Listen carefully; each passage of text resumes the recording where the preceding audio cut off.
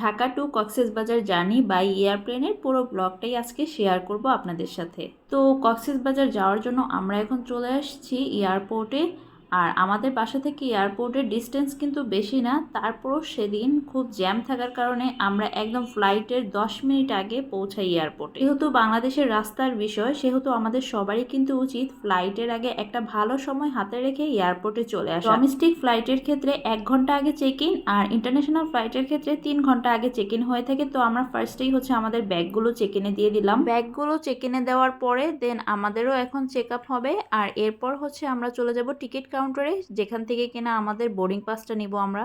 আর boarding পাসটা নেওয়ার সময় আমি আমার সিটটাও ফিক্স করে নিব, যাতে আমার সিটটা মাঝখানে না পড়ে, সামনে কিংবা পিছনে যেখানেই দেখ, বাট মাঝখানে যাতে আমার সিটটা না পড়ে। তো আমাদের বোর্ডিং পাস নেওয়া শেষ, আর এখন আমরা চলে যাচ্ছি বহির্গমন লাউঞ্জে। আর এইখানেও কিন্তু স্ক্যানে আমাদের চেক ইন হবে। আমাদের হাতে যা যা ক্যারি করতেছি আমরা, সাথে আমাদের জুতো সহ সব কিছু এখানে চেক ইন হবে। এমনকি আমাদের হাতের মোবাইলটাও এখানে স্ক্যানের মাধ্যমে চেক ইন হবে। আর বোর্ডিং পাস নেওয়ার সময় কিন্তু আমাদের লাগেজগুলো ওইখানে নিয়ে গেছে।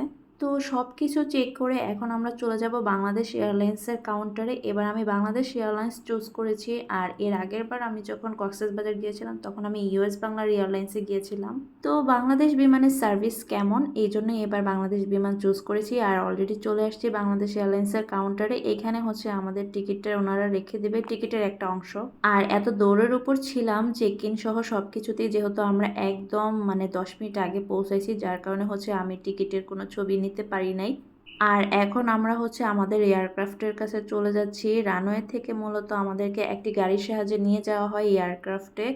আর এই জায়গাটাতে যেহেতু বিমান চলাচল করে, তাই এই জায়গা থেকে কিন্তু কেউ হেঁটে যেতে চাইলেও যেতে পারবে না। তো গাড়িতে করে আমাদের এয়ারক্রাফটের কাছে যেতে আমাদের সময় লাগবে সর্বোচ্চ 4 থেকে 5 মিনিট। আর এই সময় আমরা বিভিন্ন দেশের এয়ারলাইন্স দেখতে দেখতে যাচ্ছিলাম। আর ইতিমধ্যে আমরা কিন্তু চলে আসছি আমাদের এয়ারক্রাফটের কাছে। আর এখন সবাই নামবে। মূলত এইখানে কিন্তু খুব একটা সময় পাওয়া যায় না। আমি যেটা দেখলাম যে ঢাকা এয়ারপোর্টে বিমানের সামনে খুব একটা সময় স্টে করা যায় না, বাট কক্সবাজার এয়ারপোর্টে কিন্তু অনেকটা সময় স্টে করা যায় এই বিমানের সামনে। তো এখানে আমরা কিছু পিকচার তুলি। আর এই সবার লাগেজ, সব যাত্রীদের লাগেজ। আর এই পুরো এয়ারক্রাফটের চারপাশের এরিয়া। তো এবার আপনাদেরকে বলি যে বোর্ডিং পাস নেওয়ার সময় কেন আমি মাঝখানে সিট নিতে চাইনি, হয়তো সামনে নয়তো পিছনে নিতে চাইছি। কেননা দেখা যায় মাঝখানে সিট নিলে বিমানের পাখাটা পড়ে, যেটার জন্য কিনা একদম বাহিরের ভিউ কিছুই দেখা যায় না। তো আমি এসে দেখি যে আমার সিটটা একদম মাঝখানেই পড়ছে। আর এই পাংখা দেখে তো আমার মন একদমই খারাপ হয়ে গেছে। এই পাংখা যাতে না পড়ে, এই জন্যই আমি ভাবছিলাম যে আমি আগে আগে এয়ারপোর্টে যাব, আমি আমার পছন্দ মতো বোর্ডিং পাস নেওয়ার সময় সিট চুজ করব। বাট সেদিন আমার ব্যাড লাক ছিল যে আমি জ্যামের কারণে এয়ারপোর্টে মাত্র 10 মিনিট আগে পৌঁছাই, যেখানে আমাকে 1 ঘন্টা আগে চেক ইন করতে হবে। ইনফ্যাক্ট সেদিন আমার ফ্লাইট মিস হওয়ারও অনেক ভয় ছিল। দেন আমাদের এয়ারক্রাফটে যে বিমানবালা ছিল, আমি ওনাকে বললাম যাতে আমার সিটটা চেঞ্জ করে দেয়, এবং আমি একটু রিকোয়েস্টও করলাম। তো এরপর যে উনি আমাদের সিটটা চেঞ্জ করে দেয়, অ্যান্ড আমি তখন অনেক হ্যাপি হয়ে যাই। অ্যান্ড উনি আমাদের সিটটা চেঞ্জ করে আমাদেরকে একদম সামনের দিকেই দেয়। আগেরবার যখন আমরা ইউএস বাংলাতে গেছিলাম তখন আমাদের সিট ছিল পিছনে। তো এবার সামনে পড়াতে সামনের একটা এনভায়রনমেন্ট সব দিক মিলে আমার এবারের জার্নিটা অনেক ভালোই লাগছিল। سبحان الذي سخر لنا هذا وما كنا له مقرنين الله أكبر الله أكبر سبحان الذي سخر لنا هذا وما كنا له مقرنين আল্লাহ মহান, আল্লাহ মহান, মহান। বিমান বাংলাদেশ এয়ারলাইন্সের ক্যাপ্টেন হুদা ও সকল ক্রু পক্ষ থেকে আমি ফ্লাইট স্টুয়ার্ডের জানাতুল ইজি 435 নম্বর ফ্লাইটে কক্সবাজারের পথে সবাইকে স্বাগত জানাচ্ছি। 17,000 ফুট উচ্চতায় উড়ে 50 মিনিটে ইনশাআল্লাহ কক্সবাজার বিমানবন্দর অবতরণ করব। আশা করি আমাদের সাথে আপনাদের উত্তম নিরাপদ আরামদায়ক হবে। জয় Bangla. Assalamu alaikum esteemed passengers. On behalf of Biman Bangladesh Airlines, Captain Huda and our entire crew, this is Flight Stewardess Jannatul welcoming you on board our flight number 435 to Cox's Bazar. Flying at an altitude of 17,000 feet, we expect to arrive at Cox's Bazar Airport in 50 minutes from takeoff. We wish you all a safe and pleasant journey with us. Thank you. Joy Bangla. ভদ্রমহিলা মহোদয়গণ, আপনাদের মনোযোগ আকর্ষণ করছি। Ladies and gentlemen, may I have your attention please?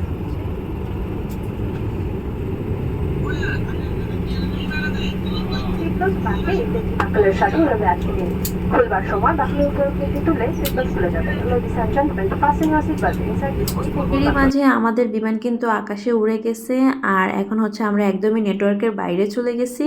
আর এরই মাঝে হচ্ছে আমাদেরকে নাস্তাও দেওয়া হলো। আর নাস্তায় আমাদেরকে দেওয়া হলো স্যান্ডউইচ, ম্যাঙ্গো বার, ম্যাঙ্গো জুস, পানি আর সাথে একটা কেক দেওয়া হলো। তো আমার কাছে ফুড মোটামুটি ভালোই লাগছে। এর আগের বার ইউএস বাংলাতে যখন গেছিলাম তখন শুধু একটা তখন শুধু একটা বার্গার দিছিল। তো এইবার এই বাংলাদেশ এয়ারলাইন্সের এই ম্যাঙ্গো বারটা আমার এত ভালো লাগছে, আমি জাস্ট ম্যাঙ্গো বারটাই খাইছি। 2 লেয়ারের ম্যাঙ্গো বার ছিল এটা। আর ঢাকা টু কক্সবাজারের ফ্লাইট কিন্তু খুবই ছোট একটা ফ্লাইট, মাত্র 40 থেকে 50 মিনিটের একটা ফ্লাইট। তো বেশি সময় লাগবে না আমাদের পৌঁছাতে। আর এখানে হচ্ছে আমি নিরাপত্তা নির্দেশিকাও দেখতেছিলাম যে এখানে কি কি লেখা আছে।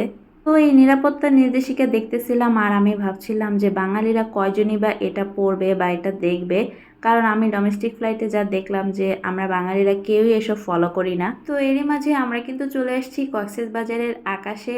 আর বিমান থেকে বঙ্গোপসাগর দেখে আমার এত ভালো লাগতেছিল, স্পেশালি সাদা ঢেউগুলো বোঝা যাচ্ছিল। তো কক্সবাজারের আকাশে এসে আমি যেটা নোটিস করলাম যে ঢাকা শহরে যেখানে দেখেছি যে শুধু দালান কোঠা আর দালান কোঠায় ভরপুর, আর কক্সে এসে দেখতেছি যে চারপাশে সবুজা বন জঙ্গল গাছপালায় একদম পরিবেষ্টিত। তো আপনারা দেখে কিন্তু বুঝতে পারতেছেন। আর একটু পরে কিন্তু পাহাড়ের সুন্দর ভিউ দেখা যাবে, সাগরের সাথে পাহাড়ের যে গভীর মিতালি সেই সুন্দর একটি ভিউ কিন্তু একটু পর দেখা যাবে। তো এত কিছুর মাঝে আমি যেটা বলতে একদমই ভুলে গেছি সেটা হচ্ছে টিকিট কাটার বিষয়। টিকিটের ফেয়ার কিন্তু এক এক সময় এক এক রকম থাকে। আর ফ্লাইটের 15-20 দিন আগে যদি আপনি টিকিট কেটে রাখেন তাহলে কিন্তু প্রাইসটা অনেকটাই কমে পাবেন। ইমার্জেন্সি টিকিট কাটলে কিন্তু অনেক প্রাইস, আপনি যদি 2-1 দিন আগেও টিকিট কাটেন তাহলেও কিন্তু অনেক প্রাইস পড়বে। তো আমরা টিকিট কেটেছিলাম 15 থেকে 20 দিন আগে এবং আমাদের ফেয়ার পড়েছিল পার পার্সন 7,000 করে। বিমানের প্রাইসটা কিন্তু সময় এবং তারিখের উপর ডিপেন্ড করে।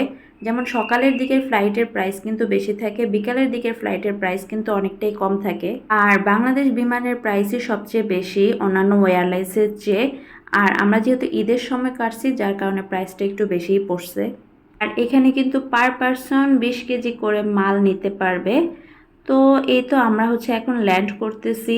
আর ল্যান্ডিংয়ের সময় আপনার খুবই হালকাভাবে মনে হবে যেন আপনার কান নাক শ্বাস প্রশ্বাস বন্ধ হয়ে আসতেছে।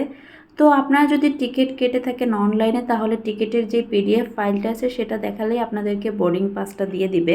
এবার তো আমরা একদম কাটাই কাটাই আসছিলাম এয়ারপোর্টে, যার কারণে হচ্ছে ওনারাই আমাদের জন্য ওয়েট করতেছিলেন। ফাইনালি আমরা কক্সবাজার এয়ারপোর্টে অবতরণ করলাম আর এখন হচ্ছে সবাই নামবে। আর এখন কিন্তু আমরা চাইলেই সাথে সাথে চলে যেতে পারবো না, কেননা আমাদের লাগেজগুলো আসতে 15 থেকে 20 মিনিট সময় লাগবে। তো আমাদেরকে এখন এখানে ওয়েট করতে হবে লাগেজের জন্য। তো লাগেজগুলো নিয়ে তারপর আমরা আমাদের হোটেলের উদ্দেশ্যে রওনা দিব। আর হোটেলে কিন্তু চেক ইন করতে হলে অবশ্যই ভোটার আইডি কার্ড লাগবে, যেহেতু রোহিঙ্গা একটা ইস্যু চলতেছে এখন আমাদের দেশে। তো অবশ্যই কিন্তু আপনারা কক্সবাজার গেলে ভোটার আইডি কার্ডটা নিয়ে যাবেন। আর তখন কক্সবাজারের টেম্পারেচার ছিল 35 ডিগ্রি সেলসিয়াস, যেটা কিনা ঢাকার থেকে প্রায় 4-5 ডিগ্রি কম ছিল। তো এখানে এক ব্যাচ চলে আসছে লাগেজ, আর এখানে হচ্ছে আমাদের লাগেজগুলো নেই, তো যার কারণে আমাদের আরও ওয়েট করতে হবে। আর এরই মাঝে কিন্তু আমাদের লাগেজগুলো চলে আসছে। তো এখন আমরা আমাদের লাগেজগুলো নিয়ে সরাসরি চলে যাব হোটেলের উদ্দেশ্যে। তো এই ছিল আমার ঢাকা টু কক্সবাজার জার্নির পুরো ব্লগ। আশা করি ভিডিওটা আপনাদের জন্য অনেক ইনফরমেটিভ হয়েছে। আর ভিডিও যদি ভালো লেগে থাকে তাহলে অবশ্যই আমার চ্যানেলটাকে সাবস্ক্রাইব করে দিবেন, সাথে থাকা বেল আইকন বাটনটাও ক্লিক করে দিবেন। দেখা হবে নেক্সট কোনো ব্লগ ভিডিওতে। সেই পর্যন্ত সবাই ভালো থাকবেন, সুস্থ থাকবেন। আল্লাহ হাফেজ।